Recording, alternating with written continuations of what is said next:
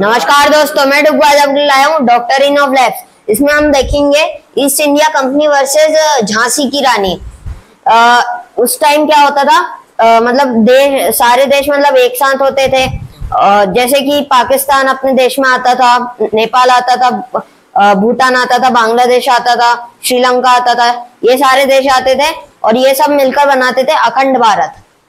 अब क्या हुआ, झांसी की रानी को बाद में देखेंगे, पहले देखते हैं। अब ये जो अपनी कंट्री थी, अखंड भारत था, इसका बीच का सेक्टर कौन सा था, सेक्शन कौन सा था, सबसे बीच में आता था जो वो था झांसी। अब अंग्रेजों को चाहिए था झांसी, क्योंकि उधर से वो अपने हेडक्वार्टर बनाते और उधर से उनके लिए भारत को कंट्रोल करना आसान हो जाता। तो उनने क्या एक रूल निकाला, मतलब एक नया नियम निकाला, डॉक्टर इन ऑफ लैब्स। उसके तहत क्या होता था, उसमें होता था जिसके भी वारिस या संतान नहीं है फिर उसके राजा को मरने के बाद हम अब वो पूरी जगह पर कैप्चर कर लेंगे, मतलब उनके सारी रियासत ले लेंगे, ऐसा था।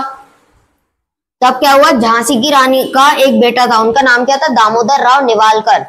अब क्या हुआ था, इनको पता चल गया उनका एक बेटा हो गया, तो उनने क्या करा, उसे धोखे से मरवा दिया। तो अब ये झांसी की रानी को पता चल गया, उन्हें पता था कि इनने मरवाया है, तो उनने किसी और का बच्चा गोद ले लिया। अब सुबह अंग्रेज आए कैप्चर करने इनकी रियासत, तो उन्हें दिख गया इनके हाथ में एक बच्चा। अब क्या हुआ था, अंग्रेजों ने झांसी की रानी के बेटे यानी दामोदर राव नेवालकर को जहर देकर मार दिया था धोखे से। अब ये बात झांसी की रानी को पता था और इन्हें पता था, अंग्रेजों के पता होने से पहले ही उन्हें एक बच्चे को गोद ले लिया, पर अंग्रेजों को तो पता ही था कि हमने इनका बच्चा मार दिया है। उसके बाद क्या हुआ, इनकी इसी बात पर जंग छिड़ गई कि आपका बच्चा नहीं है, ये किसी और का है, वो तो मर गया। इसी बात पर उनकी जंग छिड़ गई और फिर क्या हुआ, ऐसी झांसी की रानी शहीद हो गई। और उस टाइम पर ऐसा नहीं था कि कोई कैमरे थे, कोई सीसीटीवी फुटेज दिखाते थे लोग, ऐसा नहीं था।